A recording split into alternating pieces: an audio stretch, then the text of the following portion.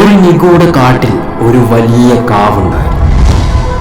എന്നാൽ അവിടുത്തെ ജനങ്ങൾ ആരാധിച്ചിരുന്ന ആ കാവിൽ വിഗ്രഹമില്ലായിരുന്നു. എന്നാൽ കഴിഞ്ഞ കുറെ വർഷങ്ങളായിട്ട് ഓരോ ദിവസവും ഓരോ മാസവും അവർ അതിനുവേണ്ടി പോരാടിക്കൊണ്ടിരുന്നു. വിഗ്രഹത്തിന്റെ തൊട്ടരികെ എത്തിയിട്ടും അവർക്കത് നേടാനായി. അവരവിടെ വീണ്ടും പരാജിതരായി. എന്നാൽ ഇതാ തങ്ങൾക്ക് നഷ്ടപ്പെട്ടു പോയ അതേ വിഗ്രഹം തിരികെ പിടിക്കാൻ ഇതാ അവർ വീണ്ടും വന്നു.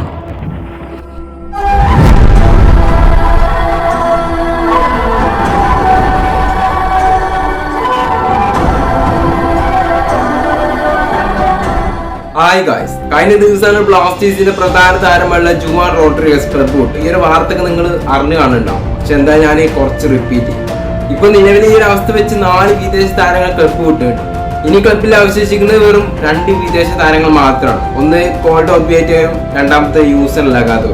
സോ ഇവരും ക്ലബ്ബ് വിടാനുള്ള ചാൻസ് നമ്മൾ ഈ ഒരു അവസ്ഥയിൽ കാണുന്നുണ്ട്. സോ ബ്ലാസ്റ്റേഴ്സിന് ഫിനാൻഷ്യലി ഒരുപാട് പ്രോബ്ലംസ് ഉണ്ട്. അതുകൊണ്ടാണ് പല താരങ്ങളും ക്ലബ്ബ് വിടുന്നത്. എന്തായാലും ഇനി ടീമിൽ അവശേഷിക്കുന്ന 2 താരങ്ങൾ ക്ലബ്ബ് വിട്ടാലും നമ്മൾ അത്ഭുതപ്പെടാനൊന്നുമില്ല.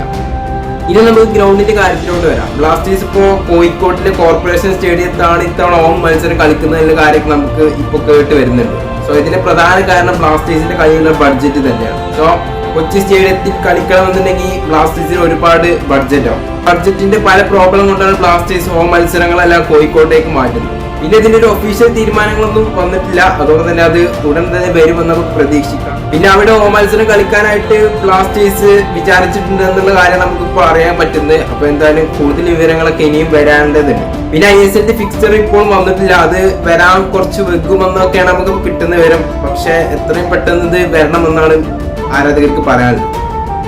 പിന്നെ ഈ 2 താരങ്ങൾ പോയി കഴിഞ്ഞാൽ ബ്ലാസ്റ്റേഴ്സിന്റെ പ്രധാന പ്രശ്നം ഗോൾ അടിക്കുക എന്നുള്ള ആ ഒരു സ്ട്രാറ്റജിയാണ്. ബ്ലാസ്റ്റേഴ്സിന് ഗോൾ അടിക്കാൻ കുറച്ച് കഷ്ടപ്പെടേണ്ടി വരും. കാരണം ഓൾറെഡി ബ്ലാസ്റ്റേഴ്സിന്റെ സ്ട്രൈക്കേഴ്സ് ഒക്കെ പോയി കഴിഞ്ഞാൽ അത് ബ്ലാസ്റ്റേഴ്സിന് ഒരുപാട് തിരിച്ചടിയാവും. എന്തായാലും എന്ത് നടക്കാന്നുള്ള കാര്യമൊക്കെ നമുക്ക് കണ്ടു തന്നെ അറിയാം. ഇനി 2 താരങ്ങൾ അവശേഷിക്കുന്നുണ്ട്. അവർ പോകുന്നുള്ള കാര്യമൊക്കെ കണ്ടറിയാം. സോ അപ്പോൾ എന്തായാലും വീഡിയോയെ കുറിച്ച് കൂടുതൽ അഭിപ്രായങ്ങളൊക്കെ താഴെ കമന്റ് ചെയ്യുക. വീഡിയോ ഇഷ്ടപ്പെട്ടാൽ ലൈക്ക് ചെയ്യുക, ചാനൽ സബ്സ്ക്രൈബ് ചെയ്യുക. സോ നെക്സ്റ്റ് വീഡിയോ എടുക്കാൻ എല്ലാവർക്കും ബൈ.